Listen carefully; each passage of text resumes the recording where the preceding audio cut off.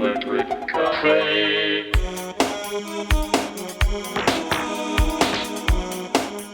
Hey everybody, welcome back to Electric Cafe. In this video, I'll be reviewing Some Great Reward by Depeche Mode from 1984. This is actually a Korean pressing. I kind of wanted to get a special pressing of this, and I came across this on accident probably about 20 years ago.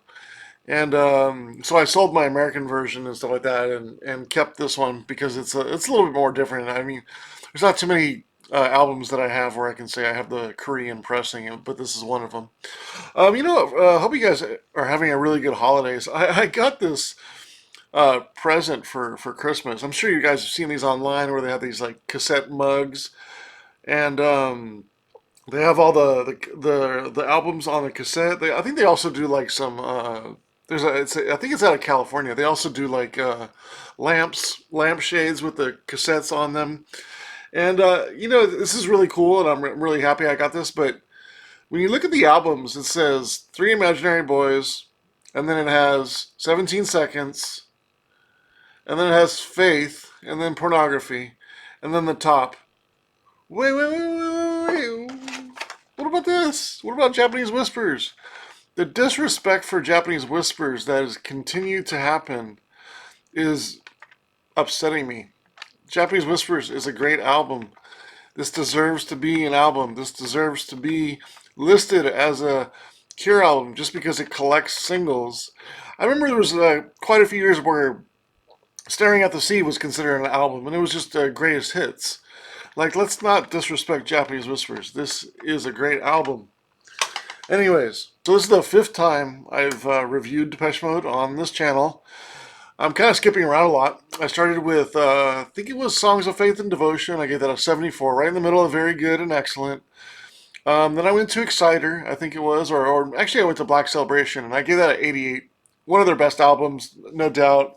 It's right on the top of genre classic per my ratings, it being at an 88, and right close to an all-time classic. And then I reviewed Exciter, I gave that a 66, right in between good and very good. And then Delta Machine, I gave a 55. Pretty good album, but, like a lot of the later Depeche Mode albums, just kind of hit or miss. But, I think they're growing on me as I get older or as we get more time away from them. But I do feel like there's a lot of the last three or four Depeche Mode albums you have to almost force yourself to listen to in a row and a lot to start to really enjoy them. They don't really, I don't know, they don't really like grab you like they did in the 90s. I mean, I guess that's probably just me, but and there's so much music, but there were times when a Depeche Mode album would come out and I would play it for weeks and weeks and months, and it was like my favorite, one of my favorite albums of the year. And now there's so much music. It's you just get.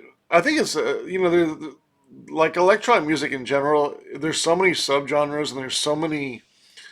Like when you get into electronic music a lot, and you get into it really deep, and you've been into it for 10, then 20 years, and then 30 years, and now I'm going on 40 years into electronic music.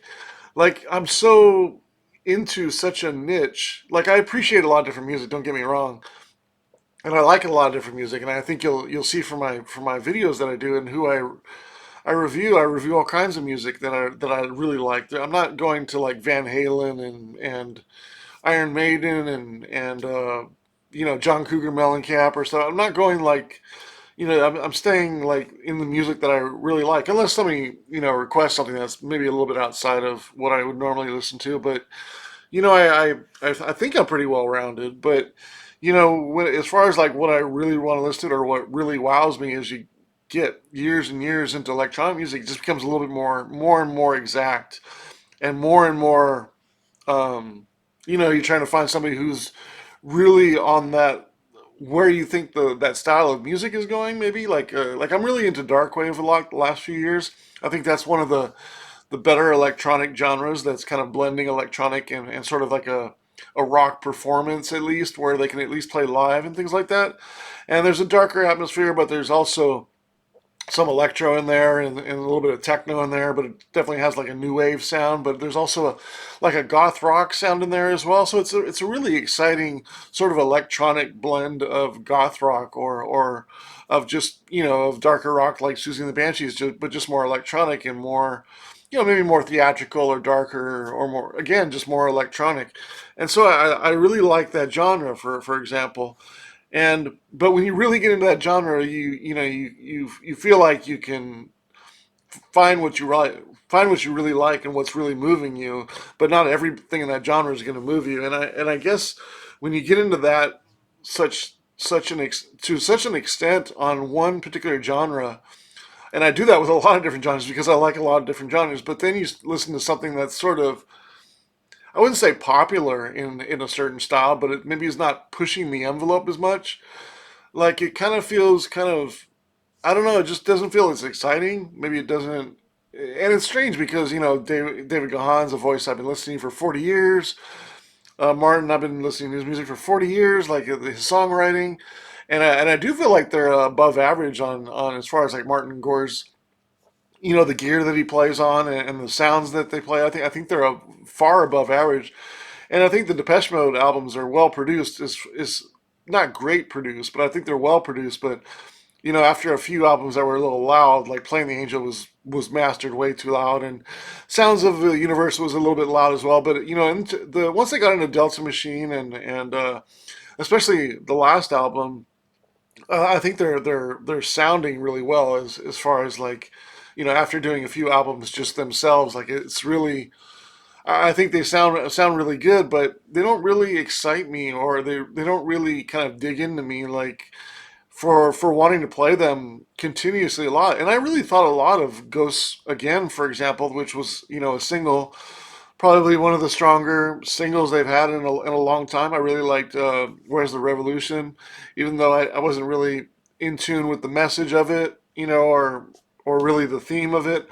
I did think it was kind of like like kind of reminded me of like Blasphemous Rumors or something of this period where it was kind of like that song where you kind of it was a Depeche Mode song where you got to the chorus and um, got you to sing it and it became memorable and stuff like that. And but I guess it's just like there's so much music out there. It's just really hard to stick with one album and play it. And I guess that kind of hurts albums repeat ability, I suppose, and just how much you end up playing that album, and so you just kind of move on to other albums, and that happens a lot with Depeche Mode albums. The last few, I really haven't played them that much, and then I play them and I like them, but they're not really. I can think of Mora Mori or whatever the album was called, the last one. Um, there was probably like three tracks on there that I played a few times in a row that I really liked the groove of, or the beat, or the atmosphere, or maybe the chorus or something. And that was probably Ghosts Again, the Monkey song because I liked the groove in that, and then the Stranger song. I thought that was my favorite Stranger. I liked how the changes in that. It kind of reminded me of the darker side of Depeche Mode, like Alone in Delta Machine, which is probably one of my favorite songs in the last 15 years of Depeche Mode. Really like Alone, that dark song on Delta Machine. And there's songs here and there. I really like Scum, for example. There's parts of Scum that I really like. I thought the electronicness on that one is really heavy and kind of crunchy in a good way. And I normally don't really like crunchy electronic music, but I thought that was cool. So there's songs here and there that I've wanted to play a few times in a row, and I hear them, but I often don't go back to the Depeche Mode albums anymore. Especially in the last like 20 years. So some Great Reward, when you think of it, is kind of the album that changed Depeche Mode. In my opinion, probably for the better.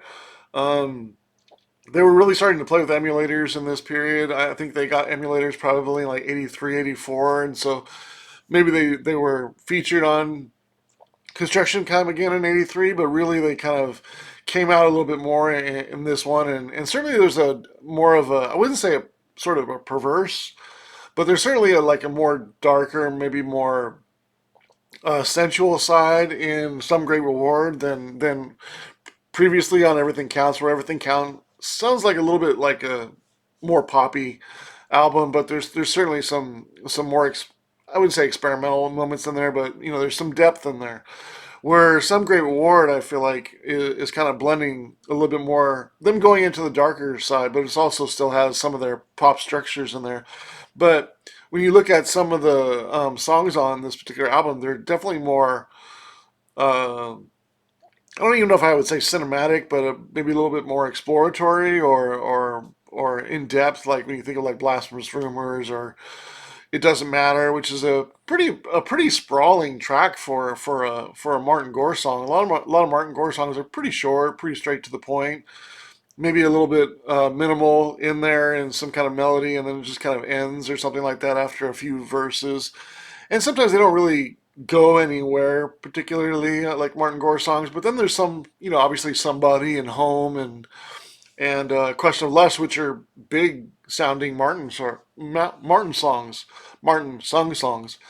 And so It Doesn't Matter is I think is one of the more um, kind of sprawling tracks where it kind of explores the melody a little bit more.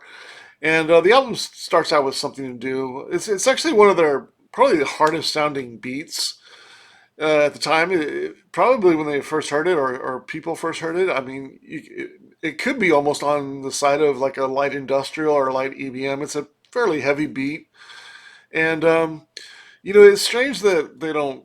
This song they only played this song once since the 101 tour. They played it like in I think it was Budapest. I read during the Songs of Faith and Devotion tour, but that's the last time they played this song live. And it's just every time I go to this album, I think about how Depeche Mode have really just abandoned this entire album live. It's just really disappointing and it's really perplexing, and it's almost a shame, and it's one of the big issues I have with Depeche Mode live, and is their song choice. And it seems like every time I go into Depeche Mode, I'm going to go into like some kind of rant about them live. But this album really brings it to the front for me because there's so many songs in here that go over great that they just don't do anymore, and it's really a sad reflection on their live performances for me and just their tours of their never ending, never changing set lists that they have for their shows. Something to Do, I think, is a strong track. I'm not really like I don't think it's an iconic older track, but it's verging on that. It's right there. I know some people probably like it a little bit more than I do, but it's pretty straightforward. I give it 6 and 3/4 stars. It's right there under very good. Lie to Me, I do think is very good. It's a cool groove. It's always been kind of like the sleeper track for me on this particular album. I've always kind of played it as like the lesser known track from this album. When you try to be a DJ or you like to be a DJ or you like to play, you just like to turn people on to new music. Like you don't want to play master and servant to people. They're gonna be like, oh, play Depeche Mode. Like you want to play something that they don't know, and you're like, oh, that's a deep track. Like we call them deep tracks as a DJ. And so, "Lie to Me" was the deep track on this album for me, particularly because it's not necessarily fast, and that's probably the only thing that draws me back from playing it now. It's a very slow track. I think it's probably around like 95 BPMs. So I played it live. I think I DJ'd it out like a year and a half ago, and I played it early in the set, but it was just much too slow. Like a lot of Depeche Mode tracks are very slow. Like you don't think of It's No Good. You think that would be a great track to play live, but It's No Good is really slow, and it doesn't quite work on the dance floor. It's just way too slow. And as far as like an electronic, song that you would play during a good peak hour kind of place where a lot of people are on the dance floor, like It's No Good. Even though it's a super great song, it's just too slow. But Lie to Me, it's just the percussion's cool. I love the way it flows. It's a bit seductive and it almost turns into like a almost an Eastern sounding melody. But it's just a really cool track. I give it 7.5 stars. And then track number three, People Are People. I give it 7 and 3/4 stars. Right there under excellent. I still like the beat. I still like when you think of like 101 and the intro of that, with the lights and the girls doing the lights in the 101 video. Like that opening of People Are People, just like for a minute and a half as it builds. I just love that. And it's just a shame. And I go back to it again, that why they don't play People Are People in concert. It just boggles my mind. Like I'll say this, and I'll try not to get on too much of a rant. David Gahan is like embarrassed of these songs. Like they just don't fit in his idea of Depeche Mode as a rock band, in my opinion. Like he doesn't want to sing these songs. He doesn't want to sing Blasphemous Rumors. He doesn't want to sing People Are People. He doesn't even want to do Master and Servant, which I'm not a huge fan of Master and Servant. But I could easily say it's better than Just Can't Get Enough. Who wants to hear Just Can't Get Enough? I don't get it. I don't get it. Just because it's popular, so was Master and Servant. People Are People was more popular than Just Can't Get Enough. People Are People was a song that broke them in America, their first top 40 hit. Like, I don't understand why they don't play People Are People. The message is better than Just Can't Get Enough. Just Can't Get Enough talks about, selfishness and being spoiled and wanting too much. And it says the chorus like 70 times in the song. Like, People Are People is a right to the point song. And the message of the song is about unity and why do we hate each other when we don't know each other. And it's a perfect message for now. I just don't understand. The message is better, the song is better, it's arguably more popular than Just Can't Get Enough. I just don't understand why they don't play People Are People live. I think honestly it comes down to David Gahan's just a whiny, complainy lead singer who doesn't want to play that song. That's all I can think of. It just boggles my mind. I don't understand it. The words are pretty straightforward. Um, the message is timeless in People Are People. It's just a good message song. But what's really key to People Are People, and I get it, not why everybody likes it. It is a pretty straightforward song and may not appeal to everybody. But I think if you don't like People Are People, I don't think how can you like Just Can't Get Enough. I just don't understand that. Um, when David and Martin, who I think are very underrated when they sing, when they balance each other out when they sing in harmony, the last 30 seconds, 45 seconds of People Are People when they're singing, I think that's classic. I think it's just, I think it's one of the most underrated parts about Depeche Mode is their singing with Martin singing in the background, or even sometimes David sort of singing in the background, which is rare. But Martin Gore generally sings the higher octaves on the songs, and the People Are People, and with Martin singing in the background and Dave singing in the front. It's just perfect. It's quintessential Depeche Mode. It's a classic song, and I just don't get it why they don't play it live. It Doesn't Matter is one of the better Martin Gore sung songs in my opinion in the career. It reminds me a lot of Christmas Island, the B side when on the emulator they're starting to get a little bit more playing with these like chimes and sort of uh, I don't know, just kind of like they're just yeah. I mean, they're chimes like Easter Island is what I think was, or was it Christmas Island? I guess it was, or Easter Island, or there's a couple songs on there where they're B sides, generally of singles where they're kind of playing these like chime melodies, and it doesn't matter. Has kind of that type of melody in there, but the last minute or so is really nice when the melody kind of expands and kind of it almost morphs into a different melody with some different layers. It just kind of touches on some different resonance of the melody sort of morphing. And it's really nice. It reminds me a lot of OMD, especially like the organizational period to like Dazzle ships. Like it doesn't matter that last minute reminds me of OMD. I gave It Doesn't Matter 7.5 stars. Stories of Old, I gave 6 3/4. It's right there. It has a nice melody, solid rhythm, and has a um, good sound, nice sound, and a good structure. It's pretty solid. It's a good song for sure. It's right there under very good. Somebody, it's funny how this particular track is in some ways it's kind of like the ballad of the group for decades. It was like it's pretty much the well yeah I take that back. Questionless is like the Martin's Gore song, but somebody was just before that. And I know people love somebody. When you listen to it, there's some in some ways that maybe over time it maybe it kind of depends on what you think, whether it's kind of aged well or maybe hasn't aged well. But it seems like it's kind of falling off as like the Depeche Mode song, and maybe it's because they don't do it live a lot anymore. But it's just the piano is so perfect, in some ways this track is really iconic, and I think especially when you think of like 101, it's like early in the set, and it's just like a great moment. And I think every time Martin sings it, it's probably one of the most emotional parts of any Depeche Mode song as far as like vocally. But I think it perfectly captures Martin's songwriting and his thought process and what he thinks about like love and companionship and his kind of, wouldn't say perverse, but his, different way of looking at relationships and things like that. Like it just captures like Martin's thought process on how he writes on how he writes songs. I love how the echo ascends in his voice, and there's like the beach sounds in the background, kind of give it like a timeless sound. Not really fond of that heartbeat at the end on this particular album version. I think they've changed that and they took that away, like in the live versions and when they play that live. But yeah, I don't really like the heartbeat that comes in there at the end.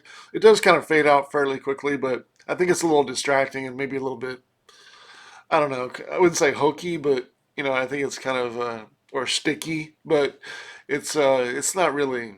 I don't think it's really necessary there. But somebody I give 8 stars out of 10. I think it's an excellent song. I think it has to be. And then Master and Servant is kind of a hit or miss song, depending on what you like. For me, it's kind of whatever. It's a song that I've never really gravitated towards. I mean, when I think of like, I'm pretty sure it was on Catching Up with Depeche Mode, right? Like, Catching Up with Depeche Mode was the first release um, I ever got. I was 9 years old in 1985, and my sister got me that cassette. I played it so much that had to have been the song I played the least on the album. I don't think there was any song on that album that I liked less than Master and Servant. It's just kind of straightforward, kind of hokey. Oh, I don't know if I'd say hokey, but it just doesn't really click with me. Maybe it's just really too in your face and straightforward for me. Really no depth in there, and I don't get the idea with the Master and Servant. But oddly enough, when this song came out in '83, my older sisters played it, and me and my brother would play Master and Servant, in not that kind of way, but we'd play Master and Servant where we'd get home from school, and I don't know how we chose who was master and who was servant, but whoever's master could sit in the chair and watch TV, and the servant would get whatever they wanted to. So if I was the master that day, I was like, bring me a bowl of ice cream and change the TV set and get me a stool for my feet. And we used to play that game. So whatever that person wanted, the other person had to do for the rest of the day. So I mean, do my dishes, go. We used to play master and servant. That wasn't the meaning of the original song, though. I'm sure we too young to get that part of it, but that was our version of Master and Servant. I'm not sure if it was because of that song, but I do remember that being played at the time, and maybe that inspired Master and Servant. I don't know. But 5.5 stars for Master and Servant. I think it's a pretty good song. I can't hate it. I can't. It's catchy, but it's not something I would go to and say it's a good track. If you want it, kind of similar. 5.75, a little bit better, but doesn't really grab me. It's kind of a long-winded song, and I don't know. It's just kind of maybe not one of the better Depeche Mode songs. And then the best song on the album, Blasphemous Rumors, a classic. Why don't they play this live? Oh God, is it because it's too long and it would take off? Maybe it would take up playing 2 songs because it's like 6.5 minutes. That can't be the reason. They do 6.5 minute Personal Jesus, and what would you guys give to see Depeche Mode play Blasphemous Rumors live? That would be freaking amazing. That would be amazing. I would love to see that. Blasphemous Rumors. I love the story in it. I love the musicmanship in here, the sounds in here, the keyboards, everything about it, the melodies in here, the way Dave sings it. It's the iconic song for Depeche Mode. I feel like from this period before Black Celebration, one of the best songs of Depeche Mode's career before Black Celebration, if not the best song. It's right up there. I'm trying to think for me, and I'm actually working on my top 50 Depeche Mode songs, so I don't want to give anything away. But there's actually 90 songs on my top 50 list right now, and I'm trying to rate and break down and compare with each other and sort of bring it down to a top 50. I may keep it a top 75 so I don't have to kick anything off.